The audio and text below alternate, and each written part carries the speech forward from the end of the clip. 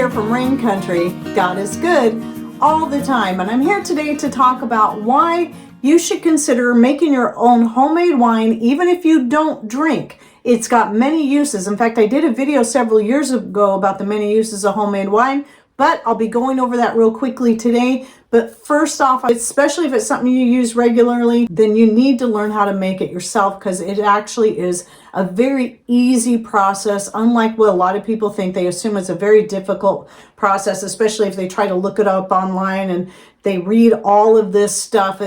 It's, you know, the natural, simple method is the best anyway. So don't worry about all that. If you're interested in learning how to make your own wine, I have a full series. Just making basic wine is actually a 4-parter. I also have a video on there in making mead and a couple of recipes as well, like making the rhubarb margarita wine and more. So be sure that when this video is over, if you're wanting to learn how, just open up the description box down below by clicking on more or show more, that you'll find somewhere right down here below the channel name. It might be kind of small. You got to look for it. Click on that. It'll open up that description box to find all the information I'll be putting in there. So why should you learn how to make your own wine? Well, first of all, not only is it going to save you a lot of money, and not only is it super easy, there's a lot of junk that goes into that store-bought wine to get it the exact color and appearance and flavor and all of that. Not everything is bad, but there's plenty enough that is. In fact, the FDA allows up to 60 additives to any of those wines that you're buying in the store. Some of these things are defoaming agents, clarifiers, fermentation enhancers, colorants, and more. Some of these things are sulfites, which some people are very sensitive to. There's a substance called dimethyl dicarbonate, which is actually, when they add this stuff to the wine, they actually have to wear hazmat suits because it can be so dangerous. Now, yes, you're getting it in very, very small quantities, but I just want to put that out there so you know. And if you're a vegan, well, animal products are very often used in wine when you're buying it from the store like that. And that can either be egg whites or the gelatin made from the fish swim bladder. And those are just a couple of things that are used to help clarify the wine. That's how you get that nice, clear, clean look. Now, you can still get that with homemade wine without using any clarifiers, but it's really going to depend on the fruit. There's a lot of things that can make the wine look a little more foggy, like it looks right now when it's fermenting, and the amount of times you rack it. And I go into that, I think, in part 4 in that winemaking series. You know, that can help. I've had some wine turn out just crystal clear, like in this image here. This is wine made from my own grapes.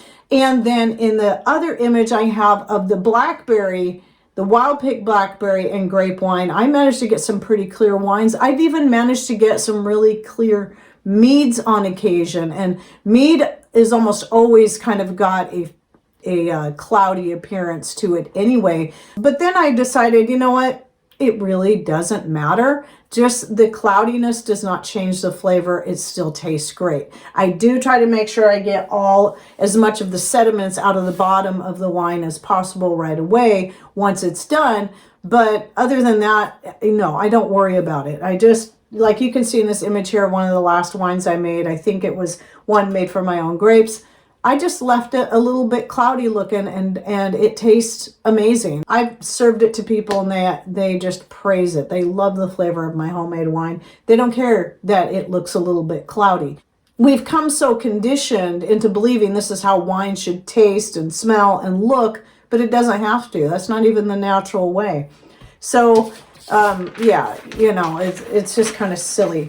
And then the other things is, you know, though I do use sugar in my wine, or in mead, it's going to be honey. I only use organic cane sugar, and sugar is added to wines quite typically. The sugar is what's going to help increase the strength, the alcohol level of the wine. And especially if it's something you're wanting to use for making extracts, having a stronger wine is really good for that. And especially if you're using grapes like mine that never have a chance to really put on that sweetness that they do right at the end, because that point is so late in the season and then they're starting to freeze and fall off the vines and so on.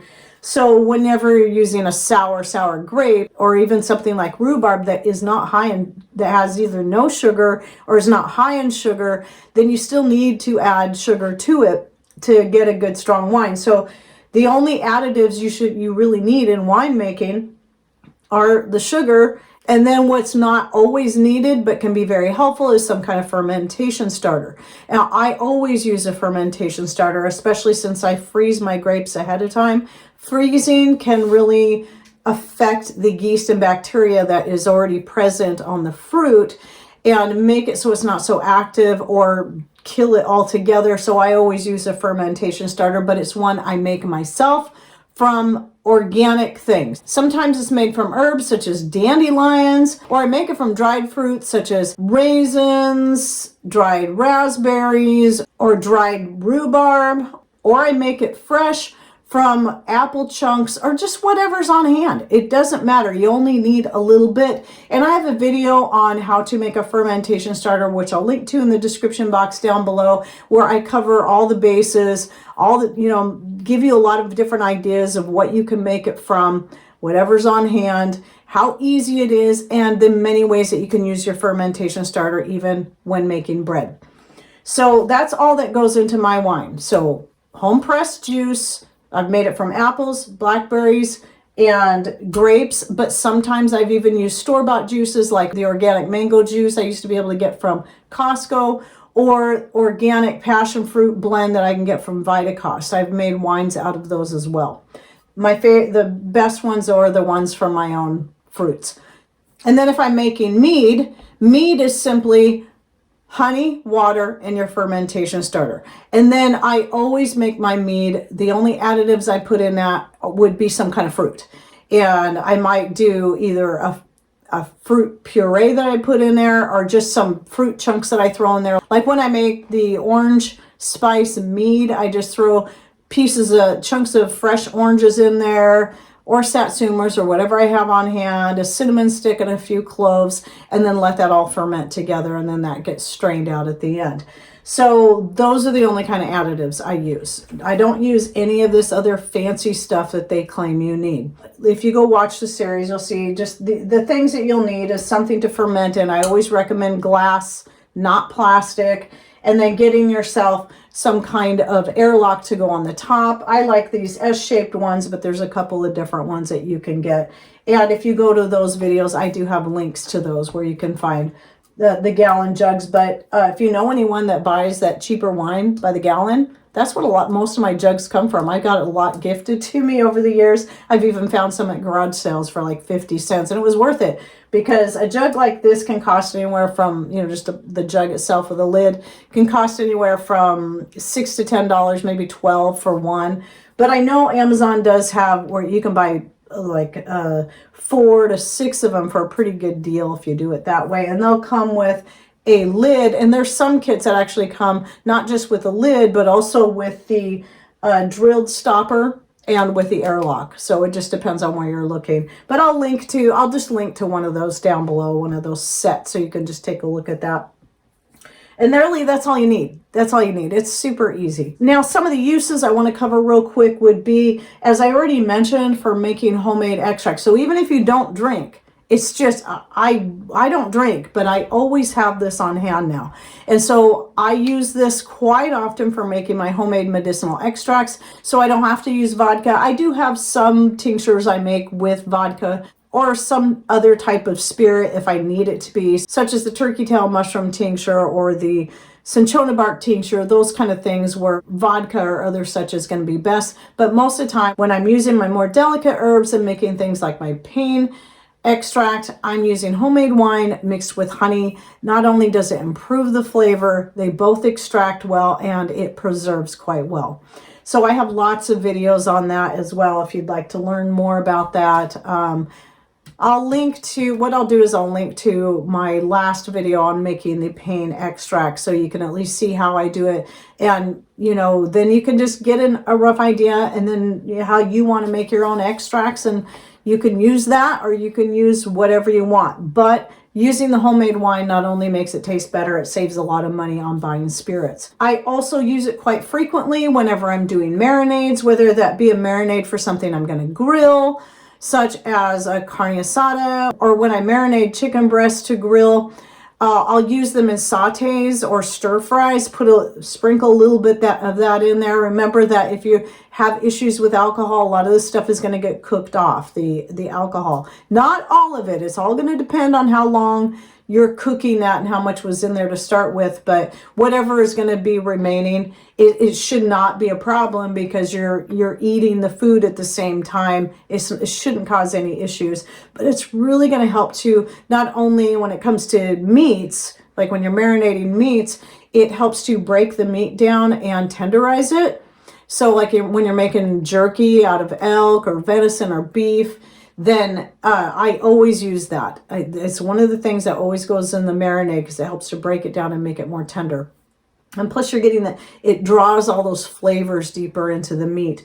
And then, like I said, sautés and stir fries is a really good addition. I also will add it to certain sauces that I'm making, especially Italian sauces, and also to my pasta water whenever I'm boiling up some pasta. It adds flavor to the noodles, to the pasta, when you do that. But then the other great thing about having it on hand is, you can see here I have some of mine bottled up. This is the wine I make from my own grapes. And then this one here is a blackberry wine. So I think this is the one I made. I have made one with just blackberries, and I didn't like it near as much as the one I made with the blend, where it was the blackberry mixed with the grapes. But that one turned out with a better flavor and color. That's the one that I showed earlier that you'll see right here. But when you use just blackberries, it makes it very dark, almost black, like you can see in this image right here. Having these bottled up like this all nice is really great for bartering or even as gifts. So when my youngest son and his wife finally got a house of their own, I did give them they like my homemade wine quite a bit, so I gave them that as basically a housewarming gift. Anyway, so that is another great option to have this on hand, is even if you don't drink, it is a great gift idea, but also really, really great for barter, which was one of the main reasons why I like to have plenty on hand. If any local fishermen or, anyone has some kind of product I would like to get from them, I'd love to trade a bottle of wine for whatever it is they have. And I want to know I have that ability if I ever really need to do that, because I can't use money, or I can't go down to the store and buy things because I don't have whatever it takes to be able to buy and sell. So another good reason just to consider it. So anyway, that's it for my video on this and why you should start learning how to make your own homemade wine. And don't forget to open that description box down below the video here to find all the links that I'll be putting in there about making wine and so on and so forth, so that you can learn how to do this for yourself. And thanks for watching. Take care and God bless.